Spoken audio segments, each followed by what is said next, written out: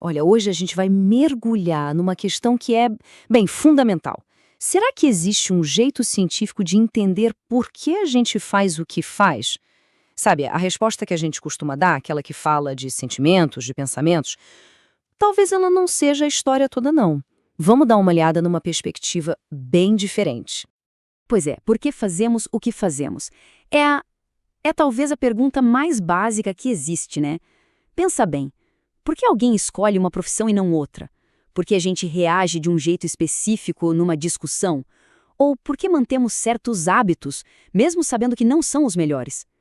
Correr atrás dessa resposta é, no fundo, o que define muito da nossa vida. Mas e se aquelas explicações mais óbvias do tipo, eu fiz isso porque estava me sentindo assim, não forem o fim da história? A gente vai explorar agora uma ideia que meio que vira o jogo do senso comum e vai procurar as respostas em um lugar bem inesperado. Então, para começar a responder isso, o caminho natural é olhar para a psicologia, certo? Só que tem um detalhe, a psicologia não é uma coisa única, um bloco só. É o que o pessoal chama de campo plural. O que isso quer dizer? Que existem várias teorias, várias abordagens, todas tentando, cada uma à sua maneira, explicar o comportamento humano. E dentro desse universo gigante, a gente tem, por exemplo, a psicanálise, que foca lá no inconsciente, tem a psicologia cognitiva, que olha para os nossos processos mentais, como a gente pensa, a humanista, que fala em autorrealização, e aí, no meio de tudo isso, surge a análise do comportamento. E olha, ela propõe um caminho bem, mas bem diferente de todos os outros. Essa abordagem, a análise do comportamento, ela nasceu de uma vontade de fazer a coisa de um jeito mais objetivo, sabe? Mais parecido com as ciências naturais, como a biologia, a química. A ideia era basicamente parar de tentar adivinhar o que acontece dentro daquela caixa preta que é a nossa mente e começar a focar naquilo que a gente pode de fato ver e medir. E aqui está a definição que é o coração de tudo. Pensa nela como uma ciência natural mesmo, igual biologia ou física. O objeto de estudo dela não é a mente, não é a psique, é o comportamento. O comportamento em si, aquilo que a gente pode observar, que pode medir e, claro, analisar de um jeito objetivo. É aqui que a gente vê o tamanho da diferença.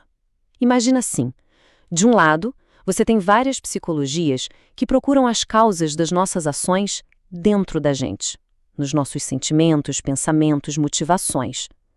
Do outro lado, a análise do comportamento faz o contrário. Ela olha para fora. Ela vai buscar as causas nos fatores do ambiente que estão ali, moldando o que a gente faz. Só que, atenção, essa abordagem não é só um monte de técnica ou método. Não mesmo. Por trás dela existe uma filosofia bem específica, uma maneira de enxergar o mundo e o nosso papel dentro dele. E essa frase do B.F. Skinner, que é o grande nome dessa área, deixa isso muito claro. Ele diz que o behaviorismo não é a ciência, é a filosofia da ciência. Ou seja, a análise do comportamento é a parte prática, a ciência. O behaviorismo é a base, a filosofia que dá todo o suporte para essa ciência funcionar. E o nome dessa filosofia é behaviorismo radical. Mas calma, radical aqui não tem nada a ver com ser extremista, tá? É radical no sentido de ir à raiz do problema. A ideia é aplicar os mesmos princípios para entender tudo o que a gente faz, inclusive nossos pensamentos e sentimentos. Ok, agora a gente chega no ponto central, na virada de chave. O behaviorismo radical, ele critica de frente aquelas explicações que a gente costuma dar, que focam só na mente. O que se chama de explicações mentalistas. Sabe aquela ideia de que eu fiz isso porque eu senti aquilo? Pois é. A crítica é exatamente a essa ideia de que os sentimentos são a causa direta das nossas ações. Para isso ficar mais claro, vamos pegar uma situação bem do dia a dia, uma coisinha que todo mundo entende. Uma sequência de eventos que, à primeira vista, parece fazer todo o sentido do mundo. Essa é a história que a gente geralmente conta, não é? A versão padrão. Primeiro, acontece algo lá fora, a pessoa viu uma aranha. Segundo, acontece algo aqui dentro, ela sente medo. E terceiro, a ação, ela sai correndo. A lógica parece perfeita. O medo foi a causa da corrida. Simples assim. Pois é, mas é exatamente aqui que a história muda de figura.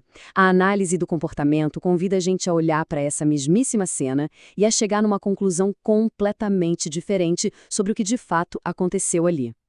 Olha só a perspectiva behaviorista. A análise vai focar só naquilo que é observável, o que a gente consegue ver e medir nessa cena.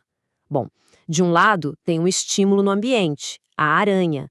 Do outro, tem uma resposta do organismo, sair correndo. A relação aqui é direta, aranha, corrida.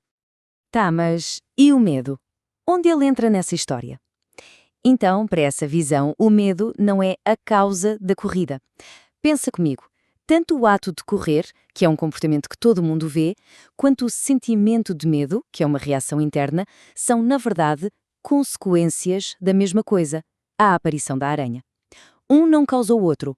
Os dois, correr e sentir medo, são causados pela interação da pessoa com o ambiente, com base em toda a história de vida dela. Então, no fim das contas, o que significa estudar o comportamento por essa ótica científica? Significa, basicamente, mudar o foco da nossa investigação. É olhar para outro lugar. Significa focar naquilo que dá para observar e procurar as causas na interação com o ambiente. Para fazer isso, claro, precisa de um estudo objetivo, empírico. E o resultado disso é que a gente ganha a capacidade não só de prever um comportamento, mas até de influenciá-lo, sempre, claro, de uma forma ética e que funcione. A grande sacada, então, é essa: é sair do campo da adivinhação sobre o que está se passando na cabeça de alguém e entrar no campo da análise de coisas concretas, de fatores externos que a gente pode ver, medir e, às vezes, até mudar para ajudar as pessoas. Isso tudo deixa a gente com uma pergunta bem provocadora no ar, né? Se o sentimento de medo não é o que causa a corrida, se a alegria não é o que causa o sorriso, então, afinal, o que são essas coisas que a gente chama de sentimentos? Para que eles servem? E essa pergunta, ela nos joga direto no que o Skinner chamou de um mundo dentro da pele. Porque, veja bem, a análise do comportamento não ignora os sentimentos ou os pensamentos, de jeito nenhum. Pelo contrário, ela entende que eles também são comportamentos, só que privados, e são tão importantes de serem estudados quanto correr de uma aranha. Entender esse nosso universo interno não como a causa das coisas, mas como mais uma parte da nossa interação com o mundo, bom, esse é o próximo passo, e talvez o mais fascinante de todos dessa ciência.